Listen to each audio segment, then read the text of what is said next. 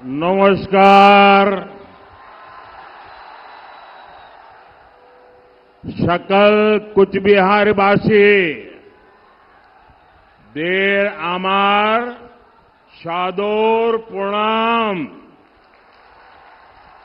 दंडोबत सगाई के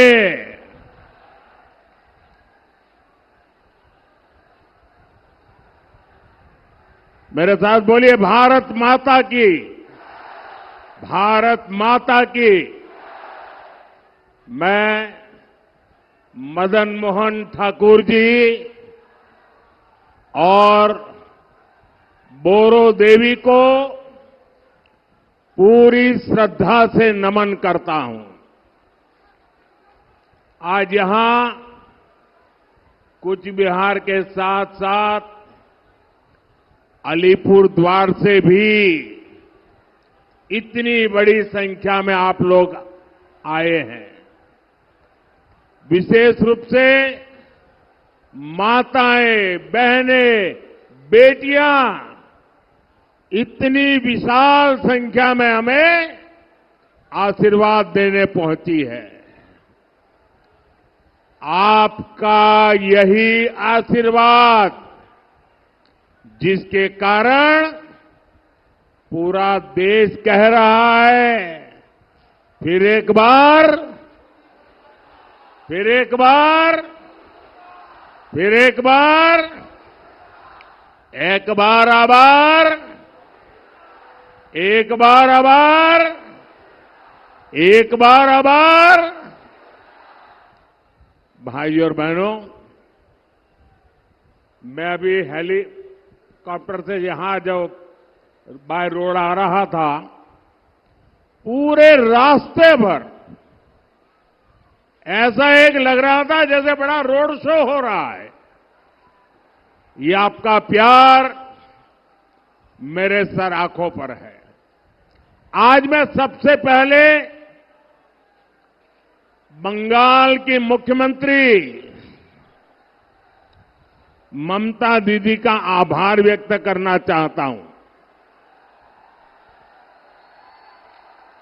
क्योंकि 2019 में मैं इसी मैदान में सभा करने आया था, तो उन्होंने एक बड़ा मंच बीच में बना करके मैदान को बहुत छोटा कर दिया था, ताकि लोग मोदी को सुन न सके। और मैंने उस दिन कहा था कि दीदी, आपने अच्छा नहीं किया, अब जनता आपको जवाब देगी, और आपने जवाब दे दिया।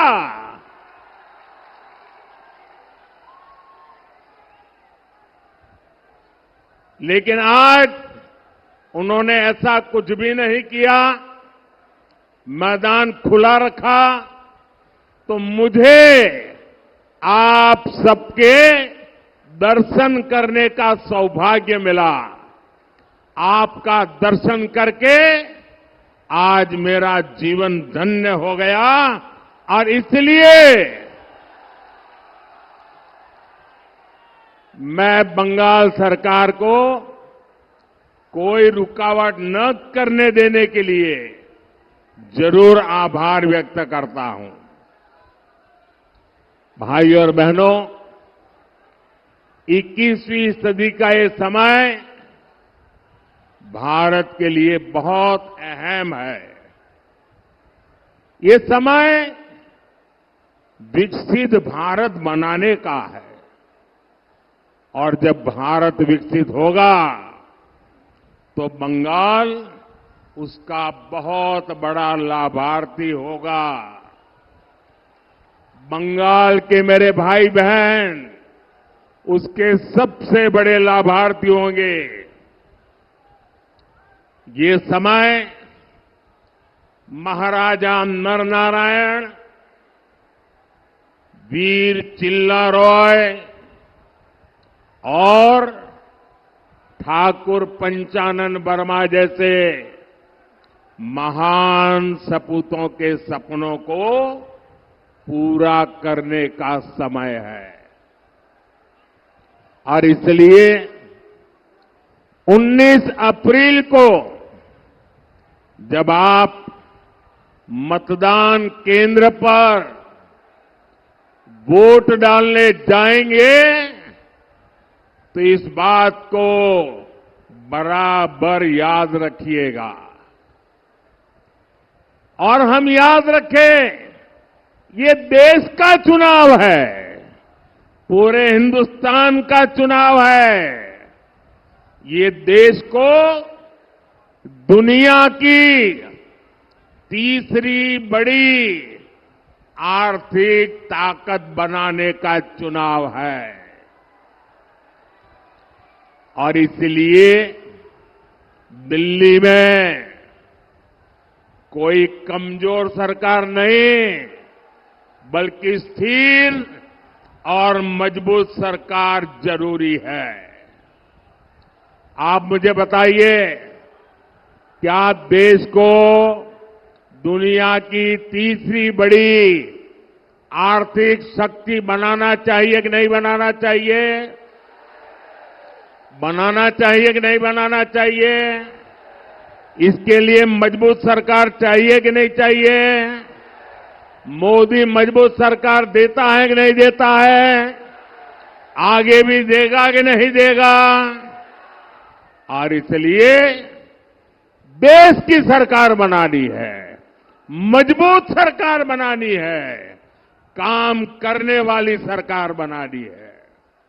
साथियों, आजादी के बाद हमारे देश में 6-7 दशक तक लोगों ने केंद्र सरकार में सिर्फ और सिर्फ कांग्रेस का मॉडल देखा। अब पहली बार देश ने बीते 10 साल में पूर्ण बहुमत वाली बीजेपी सरकार का मॉडल देखा है। आज दुनिया कहती है कि मोदी मजबूत नेता है। दुनिया कहती है मोदी कड़े और बड़े फैसले लेने वाला नेता है। लेकिन मेरे भाइयों बहनों, मैं तो हाथ जोड़ के यही कहूंगा, बड़ी विनम्रता से कहना चाहता हूं कि मोदी तो भारत की जनता जनार्दन का एक बहुत सामान्य सेवक है।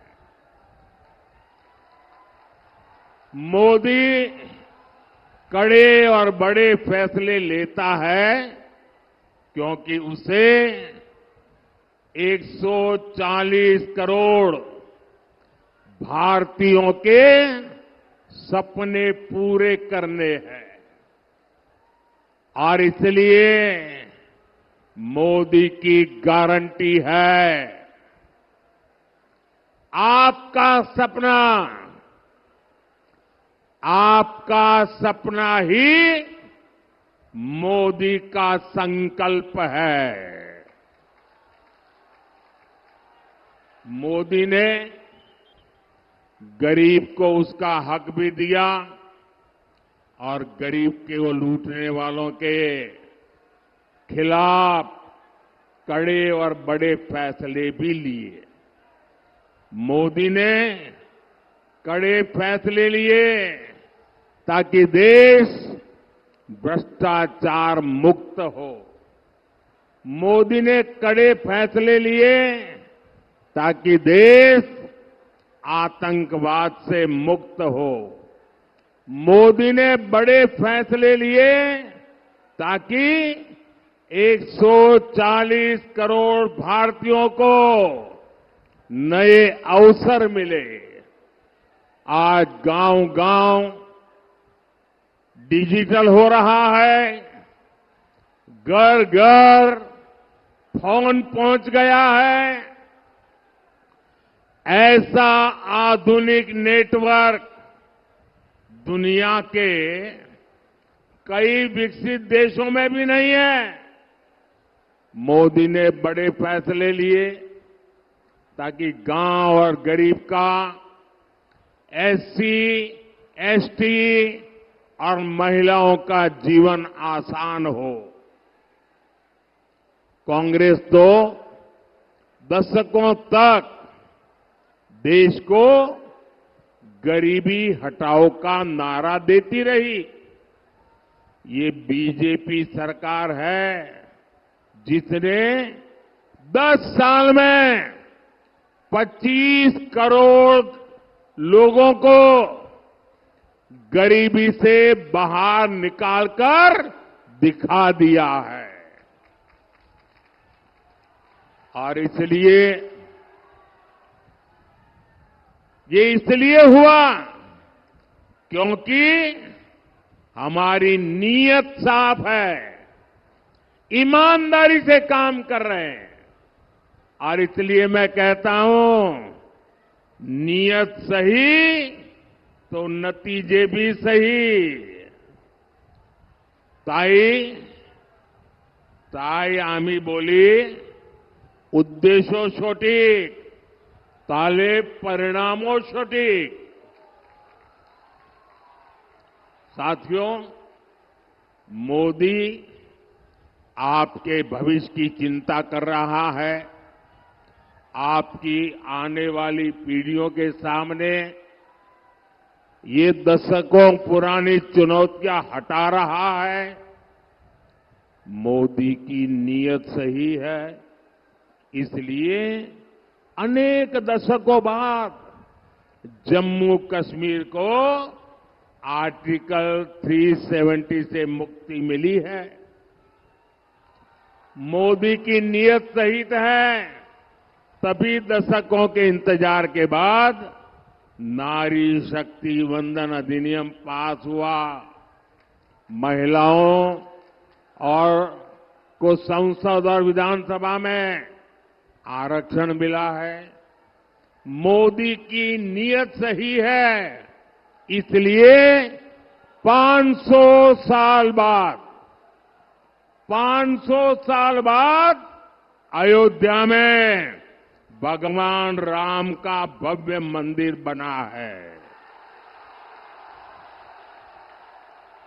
और इसलिए देश कहता है, जहां दूसरों से उम्मीद खत्म होती है, वहां से मोदी की गारंटी शुरू होती है। पश्चिम बंगाल के करोड़ों परिवारों को मुफ्त राशन मिल रहा है क्योंकि मोदी ने इसकी गारंटी दी थी। यहां बंगाल के करीब 40 लाख गरीबों को पक्का घर मिला है क्योंकि मोदी ने इसकी गारंटी दी थी। पश्चिम बंगाल के करोड़ों परिवारों को पहली बार टॉयलेट मिला, बिजली मिली, गैस मिला, नल से जल कनेक्शन पहुंचा क्योंकि ये मोदी की गारंटी थी। यहां बंगाल के किसानों के खातों में हमने पीएम किसान सम्मान निधि के 8,500 करोड़ रुपए सीधे भेजे क्योंकि ये मोदी की गारंटी थी। और साथियों, 10 साल में जो विकास हुआ, बहुत बड़ी लंबी लिस्ट है। हिंदुस्तान के हर इलाके में हुआ, हिंदुस्तान के हर परिवार तक पहुंचा। बहुत कुछ हुआ है, लेकिन आप याद रखिए, ये जो 10 साल में हुआ है ना, 10 साल में जो विकास हुआ है ना, वो तो सिर्फ ट्रेलर है, ट्रेलर।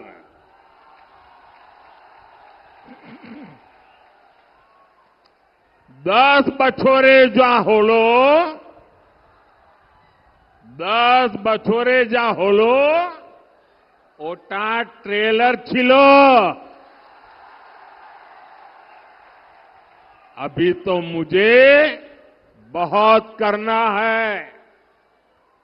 अभी तो हमें देश को बहुत आगे लेकर जाना है। अभी तो हमें पश्चिम बंगाल को बहुत आगे ले जाना है। मेरे विरोधी कहते हैं मोदी का कोई परिवार नहीं है। अरे मोदी के लिए तो मेरा भारत मेरा परिवार है। मेरा भारत मेरा परिवार है। आप मुझे बताइए, आप भी मेरा परिवार है कि नहीं है? आप भी मेरा परिवार है कि नहीं है?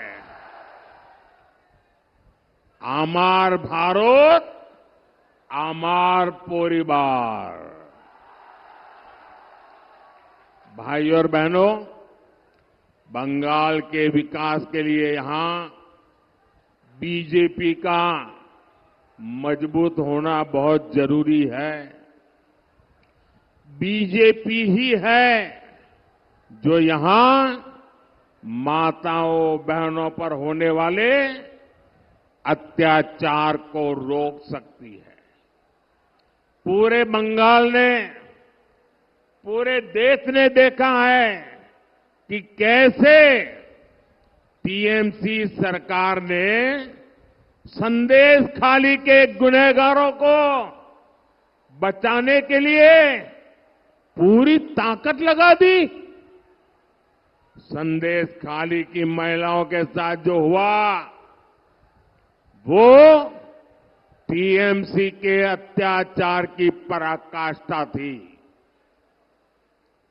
अब बीजेपी ने संकल्प लिया है कि वो संदेश खाली के दोषियों को सजा दिलवा कर ही रहेगा। उन्हें जिंदगी जेल में ही काटनी पड़ेगी। इसलिए यहां हर बूथ पर कमल छाप पर वोट पड़ना जरूरी है। साथियों, नारी सशक्तिकरण ये बीजेपी की प्राथमिकता है। यहां पश्चिम बंगाल के गांव-गांव में लाखों बहनें सहायता समूहों से जुड़ी है। अब मोदी ने 3 करोड़ बहनों को, मेरी माताएं बहनें सुनिए, मोदी ने गारंटी दी है 3 करोड़ बहनों को लखपति दीदी बनाने की मेरी गारंटी है। मैं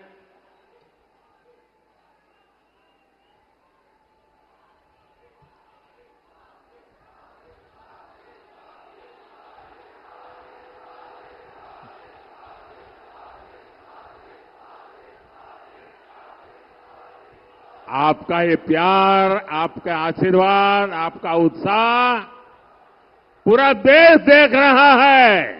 ये बंगाल का मिजाज पूरा देश देख रहा है।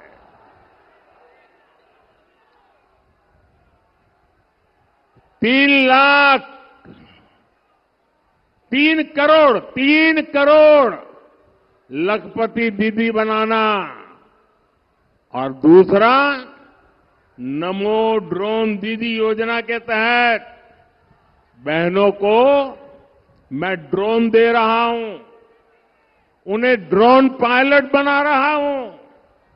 ड्रोन से होने वाली खेती में बहनों की बड़ी भूमिका होगी, उनकी आय बढ़ेगी। मेरा प्रयास है कि माताओं बहनों के हमारे समूह आत्मनिर्भर भारत को गति दे। साथियों, कुछ बिहार हो, अलीपुर द्वार हो, ये पूरा क्षेत्र अनंत संभावनाओं का क्षेत्र है। इसलिए बीजेपी सरकार इस पूरे क्षेत्र में विकास के लिए निरंतर काम कर रही है। बांग्लादेश के साथ व्यापार कारोबार करना आसान हो, कानूनी तरीके से वहां आना जाना आसान हो, इसके लिए हम निरंतर प्रयास कर रहे हैं। लेकिन टीएमसी, लेफ्ट और कांग्रेस का इंडी गठबंधन सिर्फ झूठ और अफवाह की राजनीति में ही जुटे हैं। इन्होंने राजवंशी, नामशूद्र और मतुआ साथियों की कभी परवाह नहीं की। लेकिन आज जब बीजेपी सरकार सीएए लेकर आई है तो ये अफवाहें फैला रहे हैं। मां भारती पर आस्था रखने वाले हर परिवार को नागरिकता देना, ये मोदी की गारंटी है। मैं पश्चिम बंगाल के हर परिवार से कहूंगा, ये टीएमसी वाले, वामपंथ वाले डराएंगे, अलोकतांत्रिक तरीके आजमाएंगे, लेकिन आपने 10 साल मेरा काम देखा है। आप मोदी की गारंटी पर भरोसा कर सकते हैं। भाइयों और बहनों, टीएमसी, कांग्रेस और लेफ्ट की राजनीति ही झूठ पर, भ्रम फैलाना और अपप्रचार पर टिकी हुई है। इंडी गठबंधन अपने आप में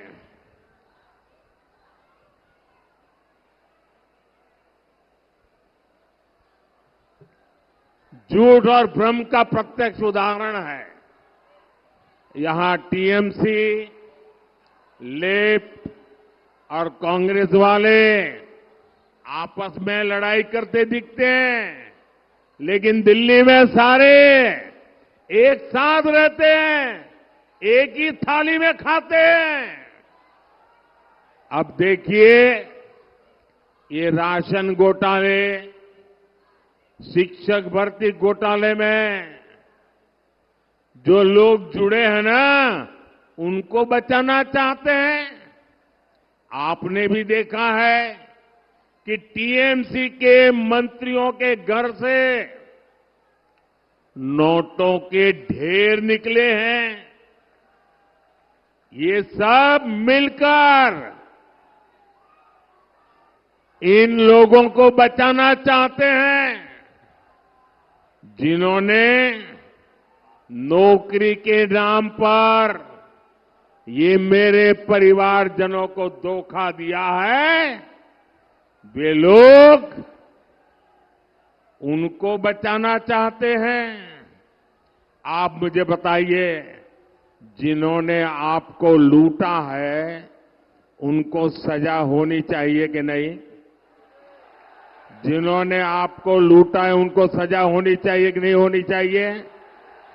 जिन्होंने भ्रष्टाचार किया है उनको जेल में जाना चाहिए कि नहीं जाना चाहिए? ये पैसा आपका है, किसी को लूटने का अधिकार नहीं है।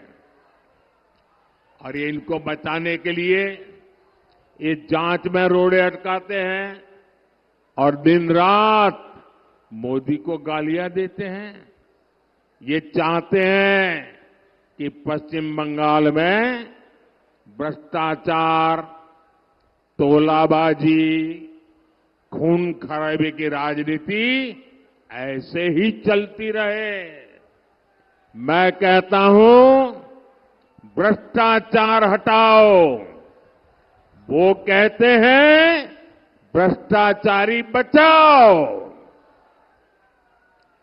आमी बोली भ्रष्टाचार छोड़ाओ। तारा बोले भ्रष्टाचारी बचाओ। मैं इन भ्रष्टाचारियों को दो टूक कह रहा हूं, आपकी धमकी से कुछ नहीं होगा। ये मोदी है, भ्रष्टाचारियों को सजा दे करके रहेगा।